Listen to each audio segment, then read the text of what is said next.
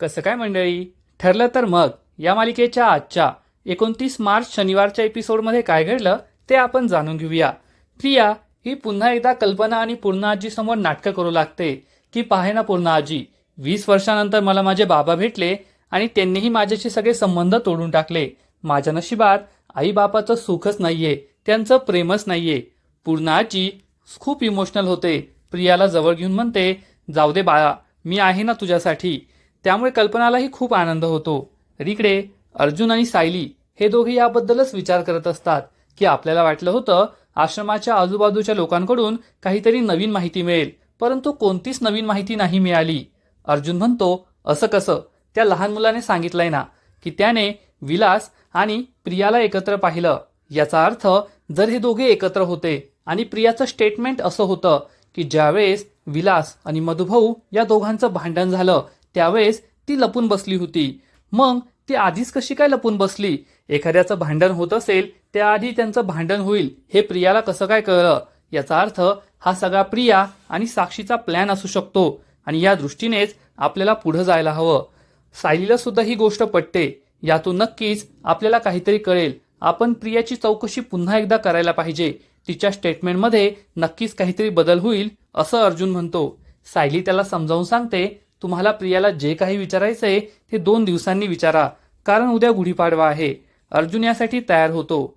तर इकडे कल्पना ही पूर्णा आजीला म्हणते, उद्या गुढीपाडवा आहे, म्हणजेच तन्वी आणि अश्विनच्या लग्नानंतरचा त्यांचा पहिला गुढीपाडवा. मग आपल्या नवीन सुनेसाठी आपण एखादा हिऱ्याचा दागिना खरेदी करायचा का? हे ऐकून प्रियाच्या मनात तर लड्डूच फुटतो. तिला खूप आनंद होतो. तेव्हा पूर्णा आजी म्हणते, माझ्या नातसुनेची हौस असेल तर नक्कीच हिऱ्याचा दागिना घेऊ, पण त्यापेक्षा सोन्याचा दागिना घेतला तर भारी होईल. प्रिया मनातल्या मनात विचार करते, हिऱ्याचा घ्या नाहीतर सोन्याचा घ्या, पण चांगला 4-5 तोळ्याचा घ्या म्हणजे मला बरं वाटेल. त्यामुळे ती खूप खुश असते. त्यानंतर प्रिया ही अर्जुन आणि सायली घरी नाहीत हे पाहून गपचूप त्यांच्या रूममध्ये घुसते. हे दोघे केसबद्दल डिस्कशन करताय, केसबद्दल नवीन पुरावे शोधताय, म्हणजे त्यांच्या रूममध्ये आपल्याला काहीतरी सापडेल असा विचार करून ती कपाटात शोधू लागते. तिला कपाटात त्या बुटीकचं स्कार्फ आणि बिल सुद्धा सापडतं. त्यानंतर ती अर्जुन आणि सायलीच्या कोलाज जवळ येते. या कोलाजबद्दल तिला शंका येऊ लागते, परंतु त्याच वेळेस तिच्या खांद्यावर कुणीतरी हात ठेवतं. ती दचकून मागे पाहते तर कल्पना असते. कल्पना तिला विचारते, तुला माहितीये ना तन्वी, सायली आणि अर्जुनला नाही आवडत तू त्यांच्या रूममध्ये आलेलं, मग तू येथे काय आली? प्रिया खोटं सांगते की मी तुझ्याच रूममध्ये येत होते. तेवढ्यात मला आवाज आला की काहीतरी कबूतर आलंय. कबूतर खिडकीत होतं. मी त्याला बाहेर हाकलून दिलं आणि खिडकी लावून घेतली. मी तर चांगल्याच उद्देशाने आले होते.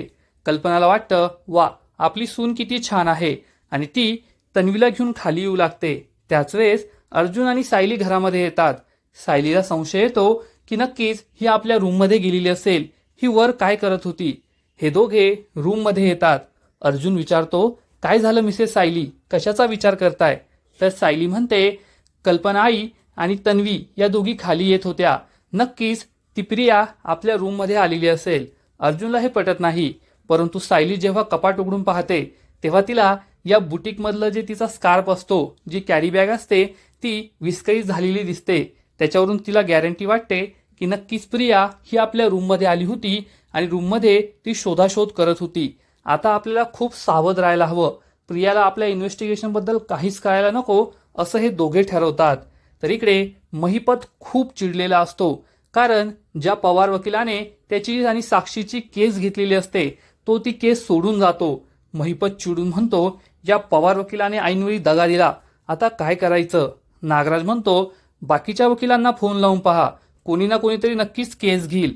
महिपत एका वकिलाला फोन लावतो आणि विचारतो, माझी पोरगी जेलमध्ये आहे खोट्या मर्डरच्या आरोपात, ती केस घेणार का? तर हा वकील म्हणतो, नाही नाही, त्या केसमध्ये तर अर्जुन सुभेदार काम करताय, त्यांच्या विरुद्ध जिंकणं हे अशक्य आहे, मी नाही लढणार.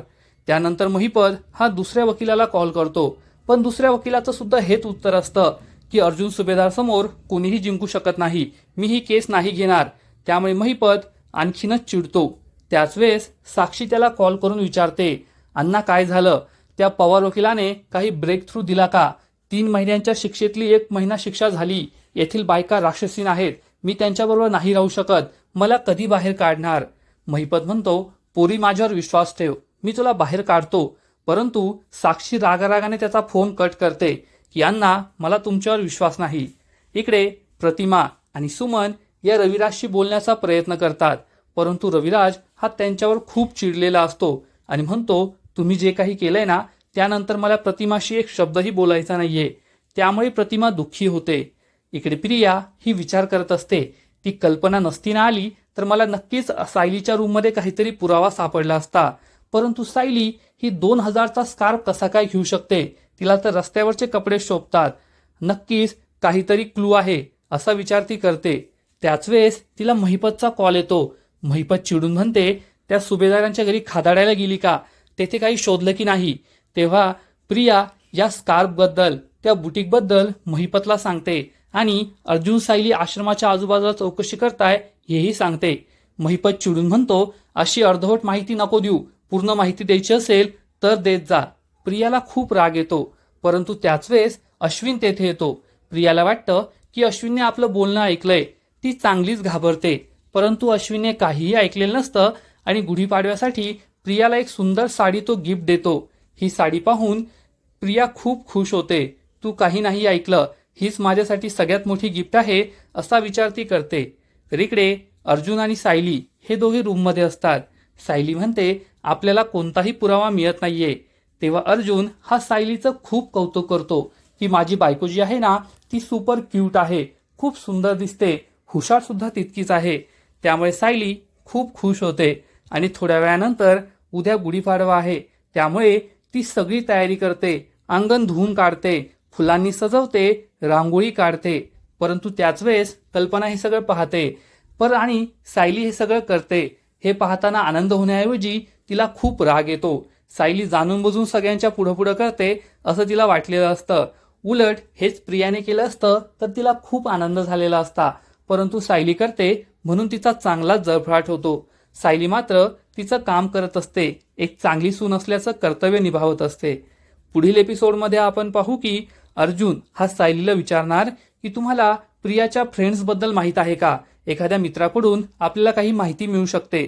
तेव्हा सायली सांगणार की फ्रेंड्सबद्दल तर नाही, परंतु प्रिया एक जुन्या कॅफेमध्ये नेहमी जायची कॉफी प्यायला, कदाचित ती आणि साक्षी तेथे भेटत असेल. यावरून अर्जुन आता त्या कॅफेमध्ये जाऊन चौकशी करणार. मग अर्जुनच्या हाती एखादा पुरावा लागेल का हे तर पुढील काही एपिसोडमध्ये कळेलच. परंतु तोपर्यंत ठरलं तर मग या मालिकेचे असेच नवीन नवीन अपडेट्स सर्वात आधी जाणून घेण्यासाठी व्हिडिओला लाईक करा, शेअर करा आणि चॅनलला सबस्क्राईब करायला विसरू नका. खूप खूप धन्यवाद.